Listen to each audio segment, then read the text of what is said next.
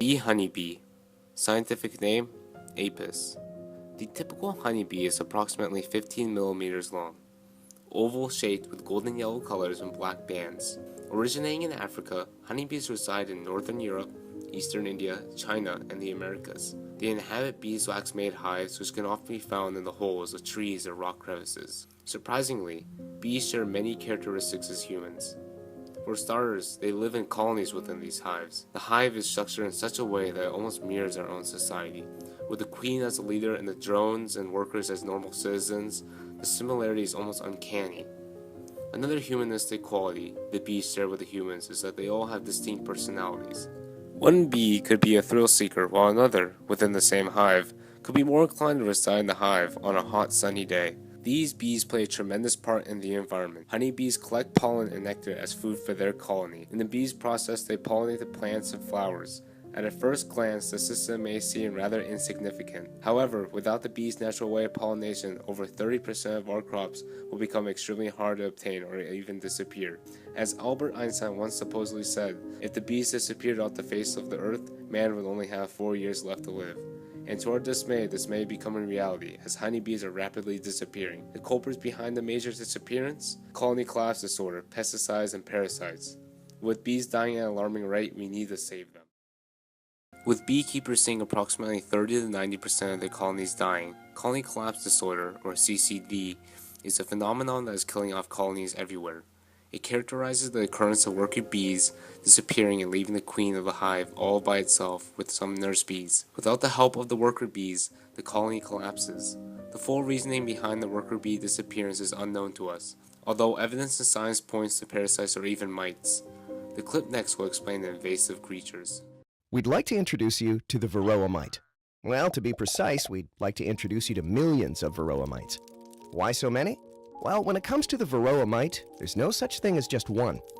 And if you'd like to see how an infestation starts, you need to look no further than your own bees, especially drones, as they're pretty social and like to travel between hives.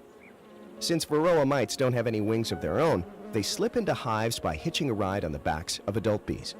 And for the lucky mite, the trip includes an in-flight meal, as varroa mites will begin feeding on bee blood within a few minutes of clinging to the bee.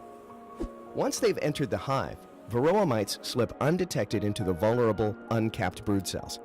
This is where the mites lay in wait until the bees cap the brood. Once a cell is capped, the mother mite, like a tiny vampire, climbs atop the cocoon of the developing bee, tears open a hole, and begins to feed on its blood. Within 3 days, the mother mite lays her first egg, which always develops into a male.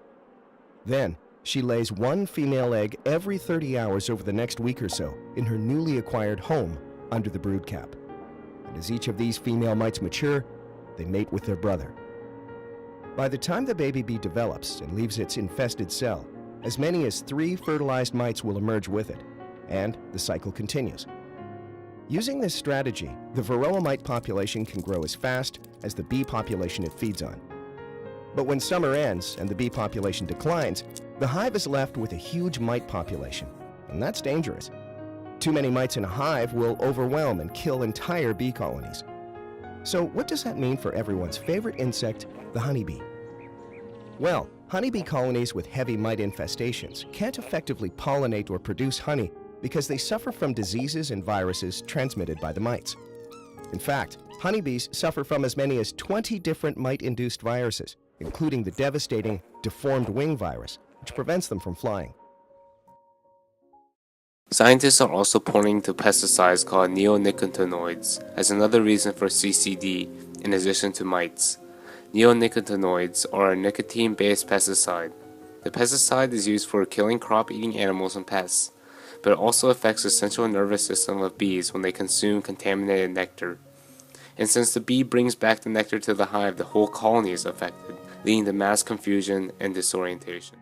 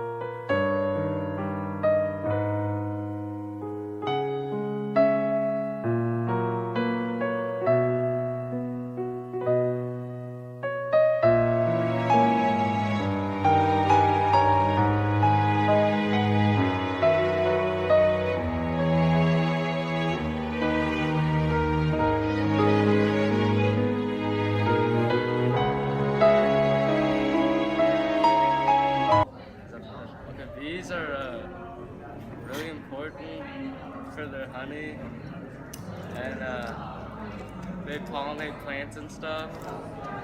Okay, so I think it would be really bad if we lost bees, because they give us nectar, right? And so you know those kerns you get at Costco?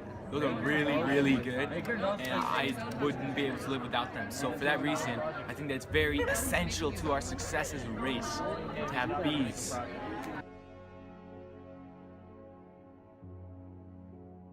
So what can you do to save the bees? Well, the simplest answer would be for more people to take up beekeeping and set up their own colonies. However, most people do not have the time and resource in order to do so. There's one big way to take action. By purchasing raw, pure honey from your local beekeeper, you create a bigger demand for bees, therefore creating a bigger demand for colonies. Honey bought in most grocery stores are usually only made of unnatural preservatives and corn syrup.